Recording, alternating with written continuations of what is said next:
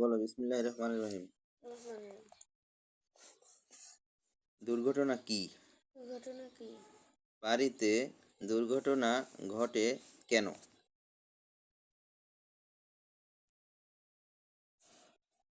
বাড়িতে দুর্ঘটনা ঘটে কেন? বাড়িতে দুর্ঘটনার হাত থেকে রক্ষা পাওয়ার 4টি উপায় লেখো। ঠিক আছে, দেখো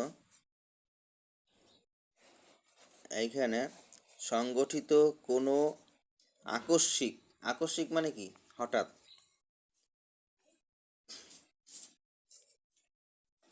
বিষয়ে ক্ষয়ক্ষতি হওয়াই দুর্ঘটনা।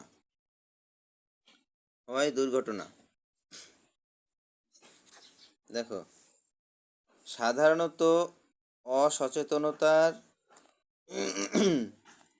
কিংবা অসাবধানতার কারণে বাড়িতে দুর্ঘটনা ঘটে। বাড়িতে দুর্ঘটনা ঘটে কেন? সেটার উত্তর হয়েছে যে এইটা সাধারণত অসচেতনতা কিংবা অসাবধানতার কারণে বাড়িতে দুর্ঘটনা ঘটে। ঠিক আছে, এরপরে বাকি আছে কতটুকু? বাড়িতে দুর্ঘটনার হাত থেকে রক্ষা পাওয়ার 4টি উপায়। এখন এই 4টি উপায় পড়ো। চারটি উপায় হলো দেখো, বাড়িতে দুর্ঘটনার হাত থেকে রক্ষা পাওয়ার 4টি উপায় হলো, দেখো, 1 নম্বরে ছুরি কাঁচি জাতীয় ধারালো জিনিস সাবধানে ব্যবহার করা। ব্যবহার করা। 2 নম্বরে খালি পায়ে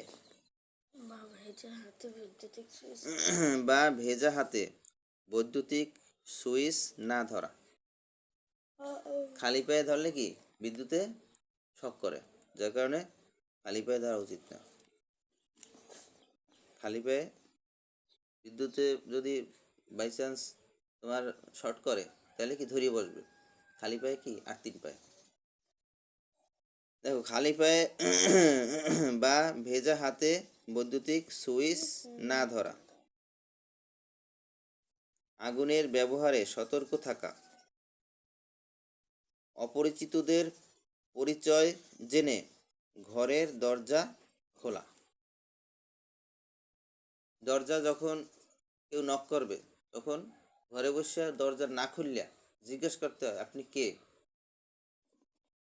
ঠিক আছে, যখন বুঝতে পারবা যে তুমি চেনো লোকটাকে তখন তুমি দরজা খুলতে পারো। সেটা বিশেষ করে রাতে, বুঝতে পারছো? রাতে সবসময় অপরিচিত মানুষ আসছে দরজা নক করলে দরজা খুলতে হয় না। বলবা আপনি কে, কি জন্য আসছেন, কাকে চান, এগুলো জিজ্ঞেস করতে হবে। প্রাথমিক চিকিৎসার উপকরণ যে বাক্সে রাখা হয় তাই প্রাথমিক চিকিৎসা বাক্স। উপকরণগুলা কি? উপকরণগুলো হচ্ছে যে জিনিসগুলা তোমার যাইয়া রাখা হয়, যেমন মনে করো ছুরি কাঁচি, তোমার ব্যান্ডেজ, তুলা, ডেটল, ঠিক আছে, জীবাণুনাশক, ঔষধ, এগুলা যে বাক্সে রাখা হয় ওইটাকে বলে কি চিকিৎসা বাক্স, প্রাথমিক চিকিৎসা বাক্স। এটা প্রত্যেক ঘরে থাকা উচিত। আছে না আমাকে? দুর্ঘটনায় তাৎক্ষণিক চিকিৎসা সেবা পেতে বাড়িতে এটি রাখা প্রয়োজন। কোনো দুর্ঘটনা হইলে জানি সাথে সাথে তুমি প্রথম দিকে যা দরকার সেগুলো জানি করতে পারো রক্ত থামানোর জন্য। দেখো, প্রাথমিক চিকিৎসা বাক্সের 4টি উপকরণ এর নাম হলো কাঁচি, তুলা, জীবাণুনাশক এবং ব্যান্ডেজ। কাঁচি মানে কেচি, তুলা, জীবাণুনাশক কোনগুলা? ডেটল, ঠিক আছে, এগুলা, এবং ব্যান্ডেজ। রাস্তায় যানবাহন দ্বারা সংগঠিত কোনো আকস্মিক ঘটনা বা বিষয়ে ক্ষয়ক্ষতি হওয়াই সড়ক দুর্ঘটনা। সড়ক দুর্ঘটনার প্রধান কারণ হলো অসাবধানতা। সড়ক দুর্ঘটনা কি? সড়ক দুর্ঘটনা কি? সড়ক দুর্ঘটনা হলো রাস্তায় যানবাহন দ্বারা সংগঠিত কোনো আকস্মিক মানে কি? হঠাৎ আকস্মিক ঘটনা বা বিষয়ে ক্ষয়ক্ষতি হয় সড়ক দুর্ঘটনা। সড়ক দুর্ঘটনার প্রধান কারণ হলো অসাবধানতা, ঠিক আছে। এখন দেখো, সড়ক দুর্ঘটনার প্রধান কারণ কোনটা? এটা হচ্ছে প্রধান কারণ, ঠিক আছে। সড়ক দুর্ঘটনা রোধের 4টি উপায় হলো, উপায় লেখো। সড়ক দুর্ঘটনা রোধের 4টি উপায় হলো, রোধ মানে কি? বন্ধের বা প্রতিরোধের।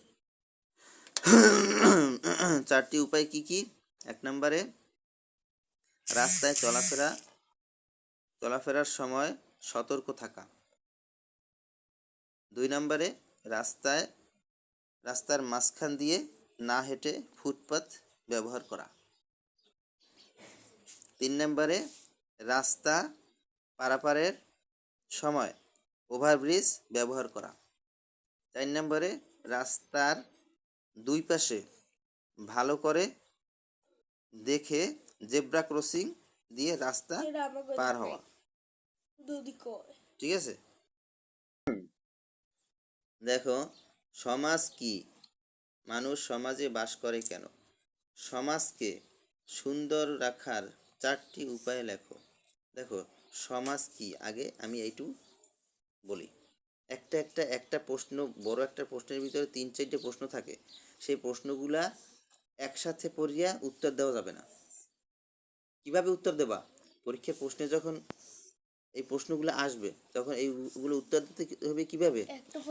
এই আগে এইটু পড়বা, সমাজ কি? এই সমাজ কি, এটার উত্তর দেবা আগে। তাহলে কি সমাজ বলো? মিলেমিশে থাকা একতাবদ্ধ মানব গোষ্ঠীকে সমাজ বলা হয়। মিলেমিশে থাকা একতাবদ্ধ মানব গোষ্ঠীকে বলা হয় সমাজ। এই যে সমাজ কি, শেষ। এখন দেখো, মানুষ সমাজে বাস করে কেন?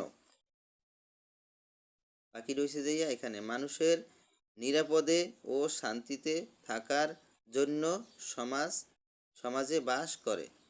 মানুষ নিরাপদে ও শান্তিতে থাকার জন্য সমাজে বাস করে। সমাজে একসাথে বাস করে, এটা রাখলে ভালো হয়, ঠিক আছে। দেখো, এরপরে বাকি আছে কি? সমাজকে সুন্দর রাখার 4টি উপায় লেখো। এখন লিখবা, সমাজকে সুন্দর রাখার 4টি উপায় হলো, সমাজের নিয়ম কানুন ও আচার আচরণ মেনে চলা। 2 নম্বরে, সমাজের বিভিন্ন ধরনের সম্পদ সংরক্ষণ করা। 3 নম্বরে, সকলের সাথে মিলেমিশে চলা। 4 নম্বরে, সমাজের সার্বিক উন্নয়নে কাজ করা, ঠিক আছে। পরিবার কি? পরিবার কি? তুমি পরিবারের বয়স্কদের সাহায্য করবে কেন? বয়স্কদের সাহায্য করার 4টি উপায় লেখো, ঠিক আছে। আগে আমি পরিবার কি সেটা বলি, ঠিক আছে। আমার মা বাবা ভাই বোন দাদা দাদি সকলকে নিয়ে যেখানে বসবাস করি তাই পরিবার, ঠিক আছে। এরপরে পরেরটু, তুমি পরিবারের বয়স্কদের সাহায্য করবে কেন? দেখো, সেটুকুর উত্তর হচ্ছে আলাদা। বয়স্ক মানুষের কাজ করব ক্ষমতা থাকে না, করার ক্ষমতা থাকে না। বয়স্ক মানুষের কাজ করার ক্ষমতা থাকে না, ঠিক আছে? তাই আমি পরিবারের বয়স্কদের সাহায্য করব। দেখো, তারপর লাগছে কি, বয়স্কদের সাহায্য করার 4টি উপায় লেখো। বয়স্কদের সাহায্য করার 4টি উপায় হলো: সময় মতো তাদের খাবারের ব্যবস্থা করা, তাদের একত্রিত কি একাকিত্ব দূর করতে সঙ্গ দেওয়া, ঠিক আছে? 3 নম্বরে তাদের প্রয়োজনীয় জিনিস এগিয়ে দেওয়া। 4 নম্বরে অসুস্থ হলে তাদের সেবা যত্ন করা। হ্যাঁ, এটা হচ্ছে কি, বয়স্ক যারা মুরব্বী, যারা তোমার চেয়ে বয়সে বড়, তাদেরকে এগুলো করতে হয়, ঠিক আছে? রাষ্ট্রের প্রতি আমাদের 6টি কর্তব্য লেখো। রাষ্ট্রের প্রতি আমাদের 6টি কর্তব্য হলো: রাষ্ট্রের প্রতি অনুগত থাকা, 2 নম্বরে রাষ্ট্রের আইন মেনে চলা, 3 নম্বরে নিয়মিত কর প্রদান করা, 4 রাষ্ট্রীয় সম্পদ রক্ষায় সহায়তা করা, 5 নির্বাচনে কি ভোটদান করা, 6 নম্বরে রাষ্ট্র প্রদত্ত শিক্ষা লাভ করা, ঠিক আছে?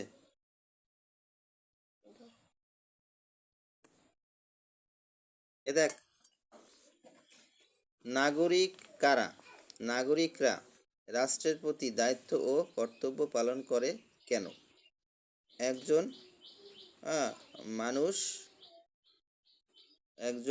সুনাগরিকের 3টি গুণাবলী লেখো। তাহলে নাগরিক কারা সেটা দেখো। যারা রাষ্ট্রে স্থায়ীভাবে বসবাস করে তারাই নাগরিক। বলো।